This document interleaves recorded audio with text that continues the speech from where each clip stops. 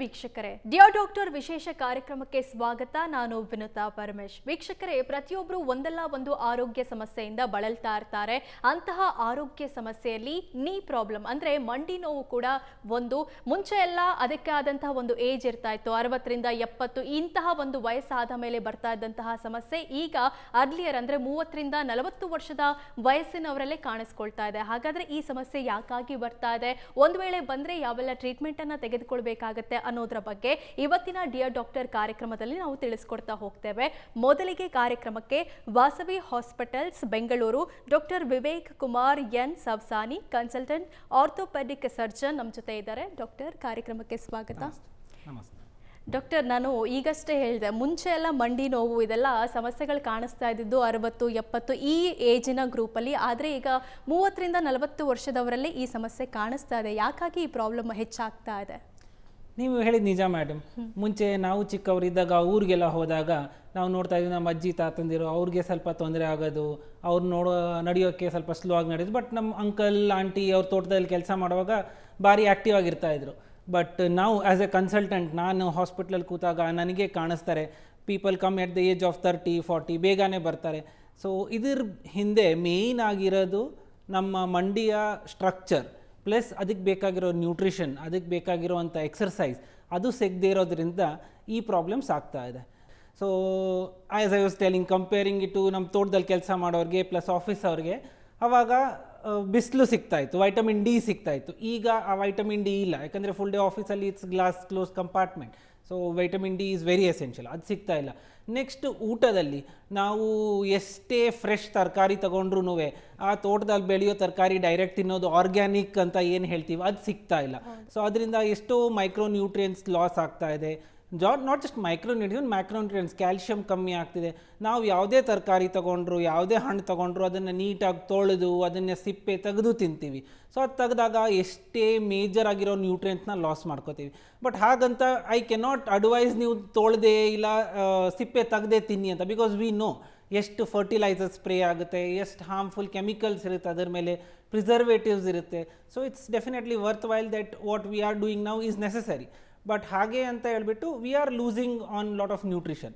So ಅದರಿಂದ ನಮ್ಗೆ ಮಂಡಿಗೆ ಬೇಕಾಗಿರೋದು, ಮಂಡಿ ಅಂತ ಅಲ್ಲ, ಮೂಳೆಗೆ ಬೇಕಾಗಿರೋದು, ನಮ್ಮ ಶೋಲ್ಡರ್, ಬೋನ್ಸ್, ಮಸಲ್ಸ್ ಎಲ್ಲದಕ್ಕೂ ಬೇಕಾಗಿರೋವಂಥ ನ್ಯೂಟ್ರಿಷನ್ನು ಕಮ್ಮಿ ಆಗ್ತಾ ಇದೆ.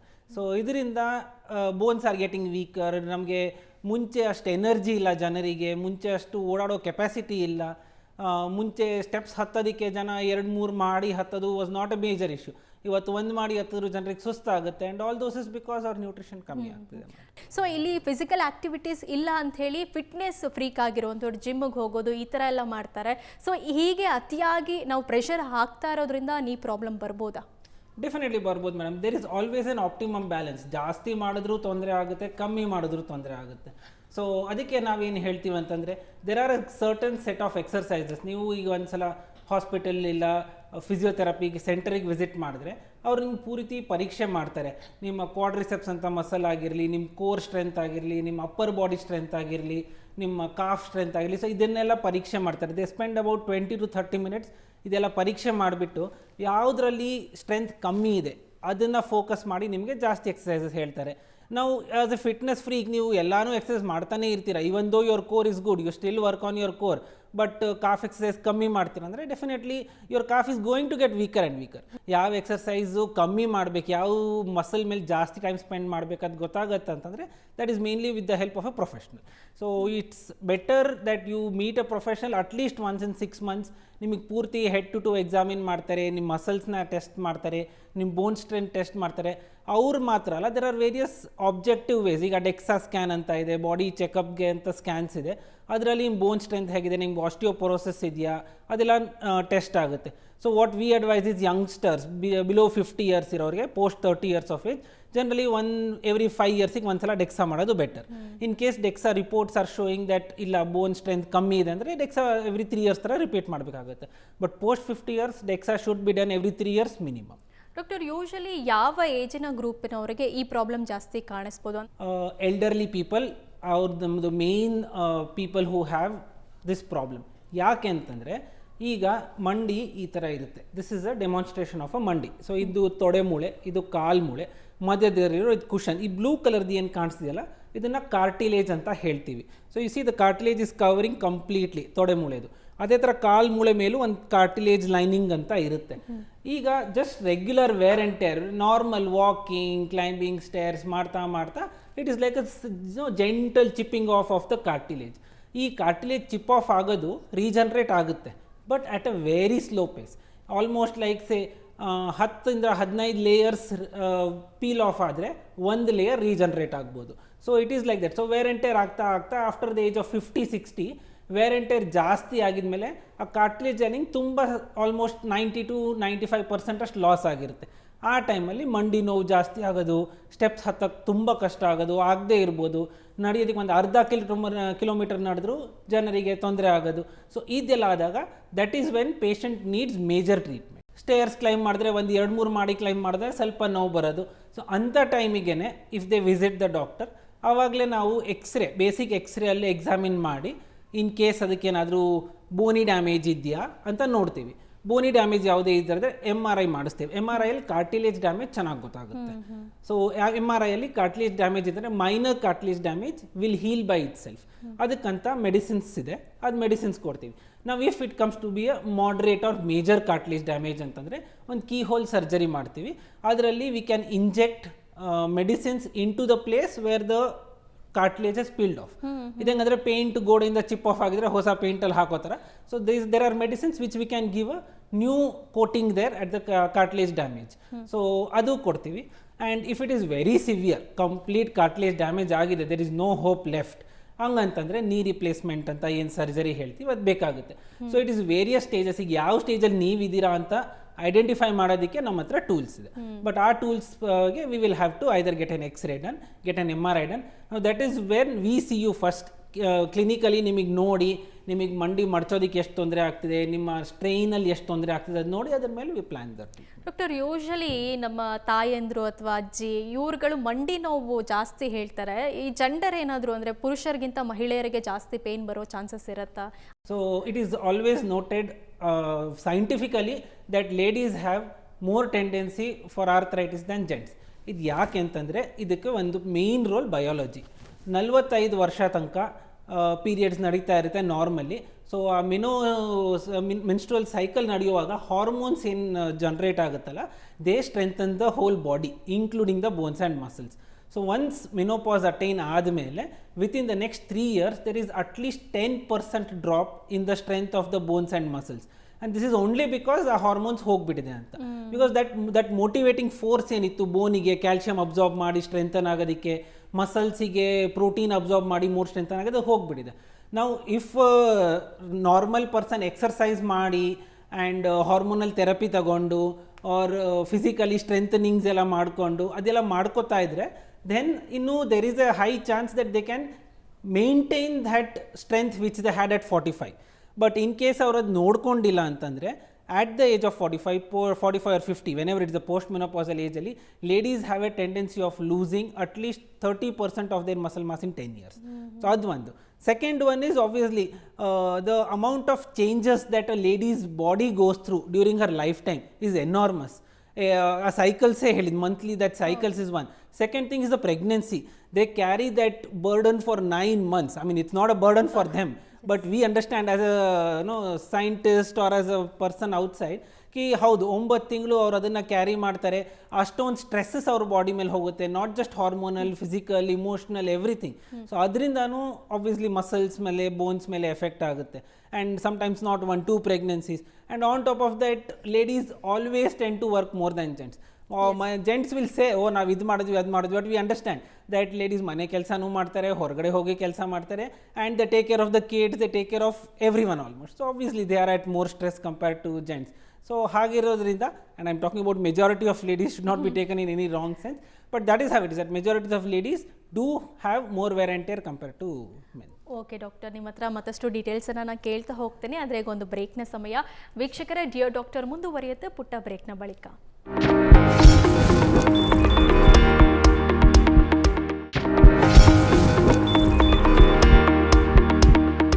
ಡಿಯರ್ ಡಾಕ್ಟರ್ ವಿಶೇಷ ಕಾರ್ಯಕ್ರಮಕ್ಕೆ ಮತ್ತೆ ಸ್ವಾಗತ. ಡಾಕ್ಟರ್ ಟ್ರೀಟ್ಮೆಂಟ್ ಬಗ್ಗೆ ನಾವು ಮಾತಾಡೋದಾದರೆ ಯೂಶಲಿ ಸ್ಟೆಮ್ ಸೆಲ್ಸು ಮತ್ತು PRP ಇದೆಲ್ಲ ನಾವು ನೀ ಥೆರಪಿಗೆ ತೊಗೋಬೋದಾ? ನಾವು ಅದನ್ನು PRPನ ಬರೀ ತಲೆಗೆ ಅಥವಾ ಯೂಸ್ ಮಾಡ್ತಾರೆ ಅಂತ ಇರುತ್ತೆ, ನಾವು ನೀ ಪ್ರಾಬ್ಲಮ್ಗೂ ಇದನ್ನು ಸಜೆಸ್ಟ್ ಮಾಡ್ಬೋದಾ? PRP ಇರೋದ್ರಿಂದ ಕಾರ್ಟ್ಲೇಜ್ ರೀಜನ್ರೇಷನ್ಗೆ ತುಂಬ ಹೆಲ್ಪ್ ಆಗುತ್ತೆ. ಬಟ್ ಅದು ಪ್ರಾಪರ್ ಕಾನ್ಸಂಟ್ರೇಷನ್ ಇರಬೇಕು.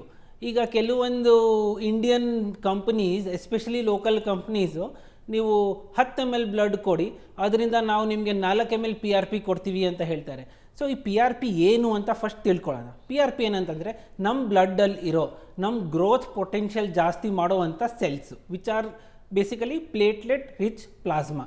ಸೊ ಈ ಪ್ಲೇಟ್ಲೆಟ್ಸ್ ಏನಿದೆ, ಆ platelets will help with healing. But ಅದ್ರ ಜೊತೆಗೆ ಯಾವುದೇ ಬೇರೆ ಥರದ ಫ್ಯಾಕ್ಟರ್ ಬಂತು, ರೆಡ್ ಸೆಲ್ಸ್, ವೈಟ್ ಸೆಲ್ಸ್ ಬಂತಂದರೆ ಅದರದ್ದು ಹೀಲಿಂಗ್ ಪೊಟೆನ್ಷಿಯಲ್ ಕಮ್ಮಿ ಆಗುತ್ತೆ. ಸೊ ನಾವು ಅದನ್ನು ಒಂದು ಮಷೀನ್ ಒಳಗೆ ಹಾಕಿ ಸೆಂಟ್ರಿಫ್ಯೂಜ್ ಮಾಡಿದಾಗ ಅದು ಅಡಿಕ್ವೇಟ್ ಕಾನ್ಸಂಟ್ರೇಷನಲ್ಲಿ ನಮಗೆ ಪ್ಲೇಟ್ಲೆಟ್ ರಿಚ್ ಪ್ಲಾಸ್ಮಾ ಸಿಕ್ಕಿದ್ರೆ ಅದು ಇಂಜೆಕ್ಟ್ ಮಾಡಿದಾಗ ಇಟ್ ಹೆಲ್ಪ್ಸ್ ಇನ್ ರೀಜನ್ರೇಷನ್. ಈಗ ನಾವು ಅದನ್ನ ಆ್ಯಸ್ ಐ ಸೆಡ್ 10 ml ತೊಗೊಂಡು 4 ml ಕೊಟ್ಟರೆ it is not adequate PRP, it's not a good quality PRP. ಆ ಗುಡ್ ಕ್ವಾಲಿಟಿ PRP ಬರಬೇಕಂದ್ರೆ ಆ ಸೆಂಟ್ರಿಫ್ಯೂಜ್ ಮಷೀನ್ದು ಕೆಪಾಸಿಟಿ ಚೆನ್ನಾಗಿರಬೇಕು. ಬಿಕಾಸ್ ಅದು centrifuge should happen at a particular speed. ಅದು ಟೆಂಪ್ರೇಚರ್ ಮೇಂಟೈನ್ ಆಗಿರಬೇಕು. The amount of blood at least minimum 30 to 60 ml ತಗೊಂಡಾಗ ನಮಗೆ ಅದರಿಂದ 3 to 5 ml ಸಿಗುತ್ತೆ. ಸೊ ಈ 3 to 5 ml ನಾವು ಇಂಜೆಕ್ಟ್ ಮಾಡ್ತೀವಿ. ಈಗ ಎಷ್ಟು ಡ್ಯಾಮೇಜ್ ಇದೆ ಮಂಡಿಗೆ ಅದು ನೋಡಿ ನಮಗೆ ಎಷ್ಟು PRP ಬೇಕಾಗುತ್ತೆ ಅಂತ ಪ್ಲ್ಯಾನ್ ಮಾಡ್ತೀವಿ. ಆ್ಯಂಡ್ ಇದು PRP ನಾವು ಕೊಡಬೇಕಾಗಿರೋದು it can be given only in early stages. Minor damages ಇಂದ ಕಾರ್ಟ್ಲೇಜ್ ಇದ್ದಾಗ ನಾವು PRP ಕೊಡ್ಬೋದು. ಈಗ 70% ಕಾರ್ಟ್ಲೇಜ್ ಡ್ಯಾಮೇಜ್ ಆಗಿರೋರಿಗೆ ನಾವು PRP ಕೊಡೋಕ್ಕೆ ಹೋದರೆ ಆಬ್ವಿಯಸ್ಲಿ ಅದರ ರೆಸ್ಪಾನ್ಸು ನಾರ್ಮಲ್ 30% ಡ್ಯಾಮೇಜ್ ಆರೋರಿಗೂ ಅಷ್ಟು ಇರಲ್ಲ. So that is why PRP is getting bad name. ತುಂಬ ಸಿವಿಯರ್ ಕೇಸಸ್ಸಲ್ಲಿ ರೀಪ್ಲೇಸ್ಮೆಂಟ್ ಯಾವ ರೀತಿ ಇರುತ್ತೆ, ಆ ಪ್ರೊಸೀಜರ್ ಯಾವ ರೀತಿ ಇರುತ್ತೆ ಡಾಕ್ಟರ್? ಸೊ ಈಗ ನಾನು ನಿಮ್ಗೆ ತೋರಿಸಿದ್ದು ಇದು ರೆಗ್ಯುಲರ್ ನೀ. ಸೊ ಇದರಲ್ಲಿ ಈ ಕಾರ್ಟಿಲೇಜ್ ವೇರ್ ಔಟ್ ಆದಾಗ ಈ ಲೈನಿಂಗ್ ಏನಿರುತ್ತೆ ಕಾರ್ಟಿಲೇಜ್ದು ಅದನ್ನು ನಾವು ಚೇಂಜ್ ಮಾಡಬೇಕಾಗುತ್ತೆ. ಸೊ ಅದು ಹೇಗೆ ಚೇಂಜ್ ಮಾಡ್ತೀವಿ ಅಂತ ಹೇಳಿಬಿಟ್ಟು ಒಂದು ಡೆಮಾನ್ಸ್ಟ್ರೇಷನ್ ಇಲ್ಲಿದೆ.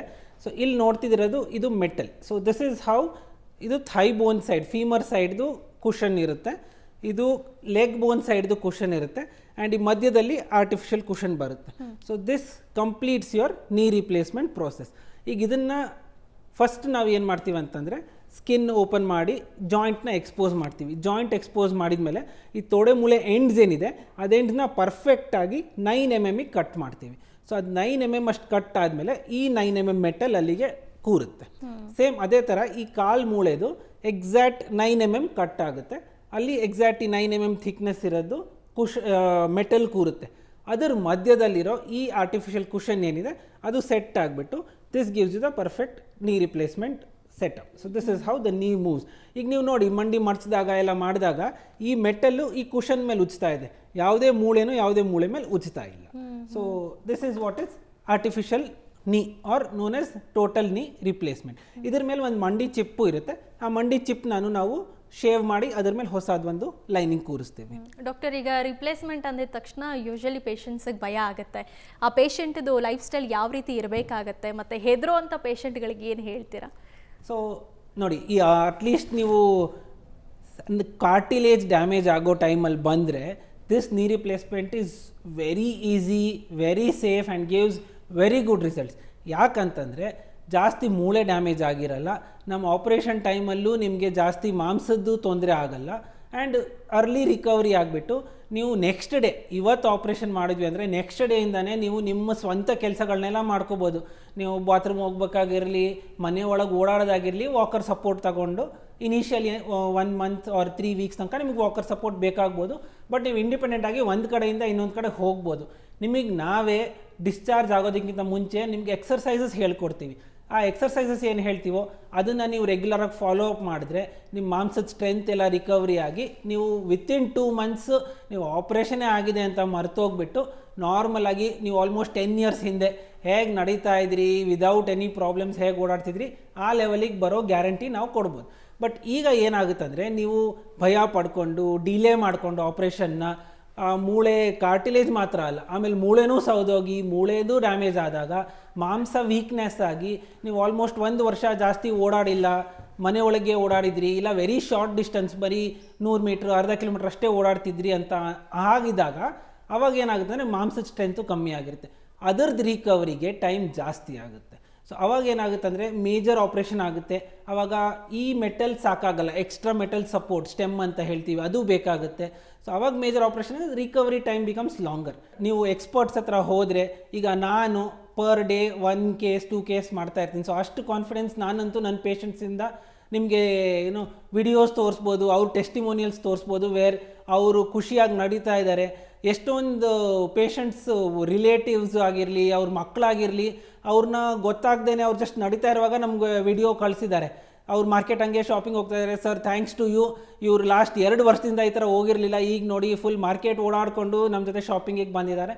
So that makes us feel happy that a person who was not able to walk, ಅವ್ರ ಸೋಷಿಯಲ್ ಲೈಫ್ ಎಷ್ಟು ಕಟ್ ಡೌನ್ ಆಗಿತ್ತು, we are able to send them back to that levels. ವೀಕ್ಷಕರೇ, dear doctor ವಿಶೇಷ ಕಾರ್ಯಕ್ರಮದಲ್ಲಿ ಮತ್ತೊಂದು ಪುಟ್ಟ ವಿರಾಮ.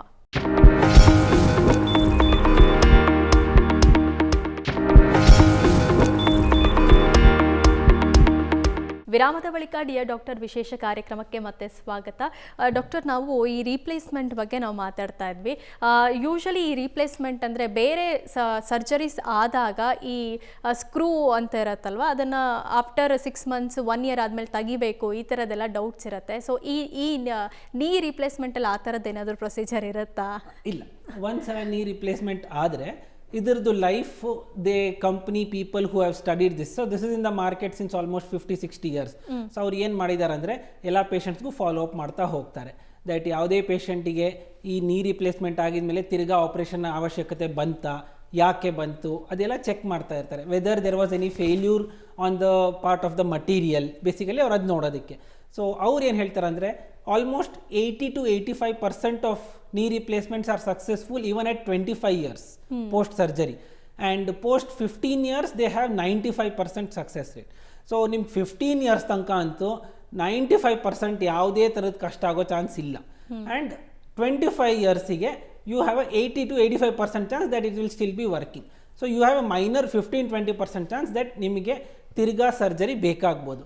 ಆದರೆ ಯಾಕಾಗುತ್ತಂದರೆ ಅವಾಗ ತೋರಿಸಿದ್ನಲ್ಲ, ಈ ಮೆಟಲ್ಲು ಈ ಕುಷನ್ ಏನು ಉಜ್ತಾ ಇದೆಯಲ್ಲ, ಸೊ ಈ ಕುಷನ್ ಉಜ್ಜೋಗಿ ಸಣ್ಣ ಆದರೆ we will have to change this cushion. So ಅದು ಬೇಕಾಗ್ಬೋದು ಅಟ್ ದ 25 years. ಸೊ ನೀವು 60 ವರ್ಷಕ್ಕೆ ಆಪ್ರೇಷನ್ ಮಾಡಿಸ್ಕೊಂಡ್ರೆ 85-90 ವರ್ಷಕ್ಕೆ you may need a replacement surgery. If you regular walking trekking ಎಲ್ಲ ಮಾಡಿಕೊಂಡು 25 ವರ್ಷ ಇದ್ರಿ ಅಂದರೆ. Generally post surgery people are more careful, ಹುಷಾರಾಗಿರ್ತಾರೆ. ಸೊ ಜಾಸ್ತಿ ಓಡಾಡೋದು ಅವರೇ ರಿಸ್ಟ್ರಿಕ್ಟ್ ಮಾಡ್ಕೊಂಡಿರ್ತಾರೆ. But if very active people ಇದ್ದರು 20-25 years ಅಂತೂ ಜನರಲಿ ಪ್ರಾಬ್ಲಮ್ ಆಗೋದಿಲ್ಲ. ಡಾಕ್ಟರ್, ಈ ನೀ ರೀಪ್ಲೇಸ್ಮೆಂಟನ್ನು ಮಾರ್ಕೆಟಲ್ಲಿ ಗೇಮ್ ಚೇಂಜರ್ ಅಂತ ಹೇಳ್ತಾರೆ. ಆ್ಯಸ್ ಅ ಸರ್ಜನ್ ನಿಮ್ಗೆ ಏನು ಅನ್ಸುತ್ತೆ, ಇದರ ಅಡ್ವಾಂಟೇಜಸ್ ಮತ್ತು ಲಿಮಿಟೇಷನ್ಸ್ ಏನು ಡಾಕ್ಟರ್?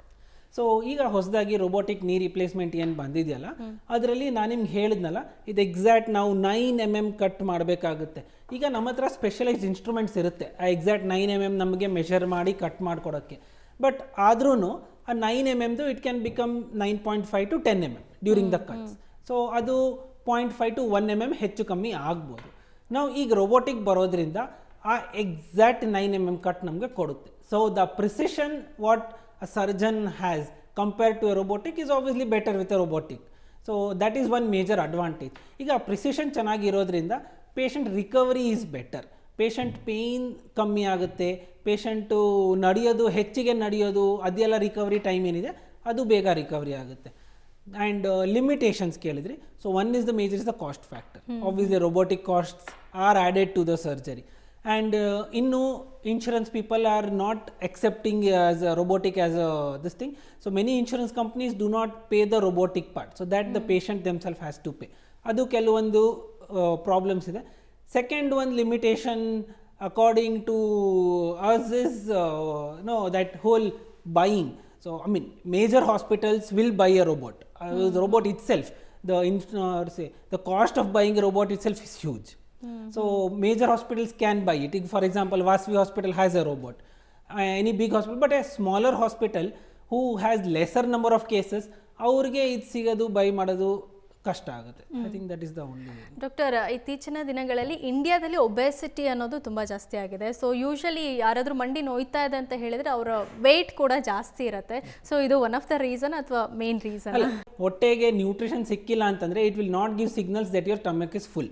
ಸೊ ಆವಾಗಿಂದ over eating, binge eating, especially today's eating habits are changing. ತುಂಬ ಫ್ರೈಡ್ ಐಟಮ್ಸು, ತುಂಬ ಸ್ವೀಟ್ಸು, ಕಾರ್ಬೋಹೈಡ್ರೇಟ್ಸ್ ಎಕ್ಸ್ಟ್ರಾ ತಿನ್ನೋದು.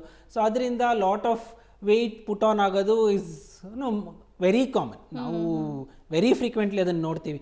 ಬಿಕಾಸ್ ನಮ್ಮದ್ರಲ್ಲಿ ಪೇಷಂಟ್ ವಾಕಿನ್ ಆದಾಗ first thing that V advise is ನಿಮ್ಮದು ಹೈಟ್, ವೆಯ್ಟು, ವೈಟಲ್ಸ್ ಎಲ್ಲ ಚೆಕ್ ಮಾಡಿಸ್ಕೊಳ್ಳಿ ಅಂತ. ಸೊ ಅದು ನೋಡಿದ ತಕ್ಷಣ ವಿ ಚೆಕ್ ದ BMI. ಅದು ಜನರಲಿ ಓವರ್ ವೆಯ್ಟ್ ಸ್ಟೇಟಸಲ್ಲೇ ಬರುತ್ತೆ. ಸೊ ನಮಗೆ ಮೇಯ್ನ್ ನೀ ಪ್ರಾಬ್ಲಮ್ ಅಂತ ಬಂದಾಗ ಫಸ್ಟ್ ಅಡ್ವೈಸ್ ಇಸ್ ನಿಮ್ಮ ನೀ ಎಕ್ಸಸೈಸಸ್ ಸ್ಟಾರ್ಟ್ ಮಾಡ್ಕೊಳ್ಳಿ. ಸೆಕೆಂಡ್ ಇಸ್ ನಿಮ್ಮ ವೆಯ್ಟ್ ಕಂಟ್ರೋಲ್ ಮಾಡ್ಕೊಳ್ಳಿ. ಸೊ ಅವ್ರ ಕಷ್ಟ ಅಷ್ಟೇ, ಸರ್ ವೆಯ್ಟ್ ಕಂಟ್ರೋಲ್ ಮಾಡೋದಕ್ಕೆ ನಮ್ಗೆ ನಡೆಯೋಕ್ಕೆ ತೊಂದರೆ ಆಗ್ತಿದೆ, ಹೇಗೆ ನಡೆಯೋದು ನಾವು ಅಂತ. ಸೊ ಓಕೆ, ನಡೆದು ವೆಯ್ಟ್ ಕಂಟ್ರೋಲ್ ಮಾಡೋದು ಬೇಡ, you go to the physiotherapist. Knee exercises, core strengthening exercises ಏನಿದೆ ಅದನ್ನು ನೋಡಿಕೊಂಡು ಅದಾದ್ರೆ, because most of the exercises bed ಮೇಲೆ, ಟೇಬಲ್ ಮೇಲೆ, ಚೇರ್ ಮೇಲೆ ಮಾಡಬೇಕಾಗುವಂಥ ಎಕ್ಸಸೈಸಸ್ ಅದಾದರೂ ಮಾಡಿ ಸ್ಟ್ರೆಂಥನ್ ಆದಮೇಲೆ ನೀವು ಸ್ಲೋಲಿ ವಾಕಿಂಗು, ನಿಮ್ಮ ಜಾಗಿಂಗ್ ಅದೆಲ್ಲ ಸ್ಟಾರ್ಟ್ ಮಾಡ್ಕೊಬೋದು. ಡಾಕ್ಟರ್, ಈಗ ಯೂಶಲಿ ಸೋಷಿಯಲ್ ಮೀಡಿಯಾ ಓಪನ್ ಮಾಡಿದ ತಕ್ಷಣ ಅದರಲ್ಲಿ ಜಾಯಿಂಟ್ ಪೇನು, ನೀ ಪೇನ್ಗೆಲ್ಲ ಒಂದಷ್ಟು ಪ್ರಾಡಕ್ಟ್ಗಳನ್ನು ಸಜೆಸ್ಟ್ ಮಾಡ್ತಾರೆ. ನ್ಯೂಟ್ರಿಷನ್ ಕಮ್ಮಿ ಇತ್ತು, ನ್ಯೂಟ್ರಿಷನ್ ಕಮ್ಮಿ ಆಗಿರೋದ್ರಿಂದ ನಿಮ್ಮ ಕಾರ್ಟ್ಲೇಜ್ಗೆ ವೀಕ್ನೆಸ್ ಬಂದಿತ್ತು ಅಂತಂದರೆ ಟ್ಯಾಬ್ಲೆಟ್ಸ್ ತಗೊಳ್ಳೋದು, ಕೊಲಾಜನ್ ಸಪ್ಲಿಮೆಂಟ್ಸ್ ಅಂತ ಏನಿರುತ್ತೆ ಅದು, calcium, vitamin D, B12, magnesium ಇಂಥವೆಲ್ಲ ಸಪ್ಲಿಮೆಂಟ್ಸು ಮೈನರ್ ಪ್ರಾಬ್ಲಮ್ಸಿಗೆ ಡೆಫಿನೆಟ್ಲಿ ಹೆಲ್ಪ್ ಮಾಡುತ್ತೆ. But when cartilage damage 50% or 70% exceed ಆದಾಗ ನೀವು ಇನ್ನೂ ಹೆದರ್ಕೊಂಡು ಡಾಕ್ಟರ್ ಹತ್ರ ಹೋಗದೇ ಇಂಥದ್ದು ಸೆಲ್ಫ್ ಆ್ಯಟ್ ಹೋಮ್ ಟ್ರೈ ಮಾಡಿಕೊಂಡ್ರೆ it is risky for your knee. ಯಾಕಂದರೆ ಅದು ಹೀಲಿಂಗ್ ಮಾಡ್ತಿದೆಯೋ ಇಲ್ವೋ ಗೊತ್ತಿಲ್ಲ, ಫರ್ದರ್ ಡ್ಯಾಮೇಜ್ ಅಂತೂ ಡೆಫಿನೆಟ್ಲಿ ಪ್ರಿವೆಂಟ್ ಮಾಡ್ತಿರಲ್ಲ. So at the end of the day ನೀವು 60% ಡ್ಯಾಮೇಜಿಗೆ ನಮ್ಮ ಹತ್ರ ಬಂದು ಟ್ರೀಟ್ಮೆಂಟ್ ತೊಗೊಳೋದಕ್ಕಿಂತ ನಾವು will be coming it 80% damage and you will be getting more. So early ಡ್ಯಾಮೇಜಲ್ಲಿ ಅರ್ಲಿ ಟ್ರೀಟ್ಮೆಂಟ್ ಆದರೆ ಇಟ್ ಈಸ್ ಸಿಂಪಲ್, ಮಾತ್ರೆ ತಗೊಂಡು ಇಲ್ಲ ಎಕ್ಸಸೈಸಸ್ ತಗೊಂಡು ಸರಿ ಮಾಡ್ಬೋದು. But moderate damage, severe damage ಆದಾಗ ಡೆಫಿನೆಟ್ಲಿ ಟ್ರೀಟ್ಮೆಂಟ್ ಚೇಂಜಸ್. ಜಾಯಿಂಟ್ ಒಳಗೆ ಬೇಕಾಗಿರುವಂಥದ್ದು injections, key hole surgeries to see the damage cartilage, ಅದಕ್ಕೆ ಬೇಕಾಗಿರುವಂಥದ್ದು ಇಂಜೆಕ್ಷನ್ಸು, ಇಲ್ಲ ಲಾಸ್ಟ್ ಸ್ಟೇಜಸಲ್ಲಿ ಬಂದರೆ ನೀ ರಿಪ್ಲೇಸ್ಮೆಂಟ್ ಸರ್ಜರೀಸು. ಸೊ ಇವೆಲ್ಲ treatment options will have to be kept open if you are coming at late stages. So better early ಸ್ಟೇಜಿಗೆ ಬಂದು at least ಒಂದು opinion ತಗೊಂಡು ಎಷ್ಟು ಡ್ಯಾಮೇಜ್ ಆಗಿದೆ ಅಂತ ಪರೀಕ್ಷೆ ಮಾಡಿಸ್ಕೊಂಡು x-ray or MRI whatever is needed ಮಾಡಿಸ್ಕೊಂಡು ಅರ್ಲಿ ಟ್ರೀಟ್ಮೆಂಟ್ ಮಾಡಿಸ್ಕೊಳ್ಳೋದು is always better. Okay doctor, ಈಗ ವಾಸವಿ ಹಾಸ್ಪಿಟಲ್ನಲ್ಲಿ ನೀ ಪ್ರಾಬ್ಲಮ್ಗೆ ಯಾವೆಲ್ಲ ಟ್ರೀಟ್ಮೆಂಟ್ಸ್ ಇದೆ ಅನ್ನೋದನ್ನು ತಿಳಿಸೋದಾದ್ರೆ? ಸೊ ನಮ್ಮ ಹಾಸ್ಪಿಟ್ಲಲ್ಲಿ ಎಕ್ಸ್ರೇ, MRI ಫೆಸಿಲಿಟೀಸ್ ಎಲ್ಲ ಇದೆ, PRP ಇಂಜೆಕ್ಷನ್ಸ್ಗೂ ಫೆಸಿಲಿಟೀಸ್ ಇದೆ, ನೀ ರಿಪ್ಲೇಸ್ಮೆಂಟ್ ಇದೆ, ರೋಬೋಟಿಕ್ ನೀ ರಿಪ್ಲೇಸ್ಮೆಂಟು ಮಾಡ್ತಿದ್ದೀವಿ. So we have the whole constellation of treatment available to us. And ಅದಕ್ಕಂತ ಹೇಳಿಬಿಟ್ಟು ಯಾವುದೇ ಥರದಕ್ಕೆ ಟ್ರೀಟ್ಮೆಂಟಿಗೆ ನೀವು ಬಂದಾಗ ಇಲ್ಲಿ ಆಗೋದಿಲ್ಲ, ನೀವು ಬೇರೆ ಕಡೆ ಹೋಗಿ ಮಾಡಿಸ್ಕೊಳ್ಳಿ ಅಂತ ಹೇಳೋವಂಥದ್ದು ಇಲ್ಲ, ನೀವು ಟೆಸ್ಟ್ ಬೇರೆ ಕಡೆ ಮಾಡಿಸ್ಕೊಂಡು ಬನ್ನಿ ಅಂತ ಹೇಳೋದಕ್ಕೂ ನಮ್ಮದ್ರಲ್ಲಿ ಆ ಥರ ಫೆಸಿಲಿಟೀಸ್ ಎಲ್ಲ ಅವೈಲೇಬಲ್ ಇದೆ. ನಿಮ್ಗೆ ಹೊರಗಡೆ ಕಳಿಸೋದಿಲ್ಲ, ನಿಮಗೆಲ್ಲ ಟ್ರೀಟ್ಮೆಂಟ್ಗೂ ಅಲ್ಲೇ ಮುಗಿಸಿ ಆಮೇಲೆ ಕಳಿಸೋದು. ಓಕೆ ಡಾಕ್ಟರ್, ನೀ ಪ್ರಾಬ್ಲಮ್ ಬಗ್ಗೆ ಸಾಕಷ್ಟು ವಿಚಾರಗಳನ್ನು ಇಷ್ಟೊತ್ತು ತಿಳಿಸ್ಕೊಟ್ರೆ. ಇಷ್ಟೊತ್ತು ನಮ್ಮ ಕಾರ್ಯಕ್ರಮದಲ್ಲಿ ಭಾಗಿಯಾಗಿದ್ದಕ್ಕೆ ಧನ್ಯವಾದ. ನನಗೆ ಈ ಅವಕಾಶ ನೀಡಿದ್ದಕ್ಕೆ ಸುವರ್ಣ ಚಾನೆಲ್ ಅವ್ರಿಗೆ ನಿಮಗೂ ಧನ್ಯವಾದಗಳು. ಪ್ಲಸ್ ಹಾಗೆ ಇದೇ ಥರ ನನಗೆ ಆಪರ್ಚುನಿಟೀಸ್ ಫಾರ್ ಟ್ರೀಟಿಂಗ್ಗಿಂತ ಈ ಥರ ಇನ್ಫಾರ್ಮೇಷನ್ ಸ್ಪ್ರೆಡ್ ಮಾಡಿ ಅರ್ಲಿ ಸ್ಟೇಜಸಲ್ಲೇ ನಾವು ಪೇಷಂಟ್ನ ಡ್ಯಾಮೇಜಸ್ನ ಪ್ರಿವೆಂಟ್ ಮಾಡಿ ಎಕ್ಸರ್ಸೈಸ್ ಮೂಲಕ ಹಾಗೆ ಲೈಫ್ ಸ್ಟೈಲ್ ಮಾಡಿಫಿಕೇಷನ್ಸ್ ಮೂಲಕ ಅವ್ರನ್ನ ಪರಿಸ್ಥಿತಿಗಳನ್ನ ಇಂಪ್ರೂವ್ ಮಾಡಿದ್ರೆ ಅದು ನನಗೆ ಖುಷಿ ಆಗುತ್ತೆ, more than doing a surgery for knee replacement. Thank you. ವೀಕ್ಷಕರೇ, ಇದಾಗಿತ್ತು ಇವತ್ತಿನ ಡಿಯರ್ ಡಾಕ್ಟರ್ ವಿಶೇಷ. ನೇರ ದಿಟ್ಟ ನಿರಂತರ ಸುದ್ದಿಗಾಗಿ ನೋಡ್ತಾ ಇರಿ ಏಷ್ಯಾನೆಟ್ ಸುವರ್ಣ ನ್ಯೂಸ್. ನಮಸ್ಕಾರ.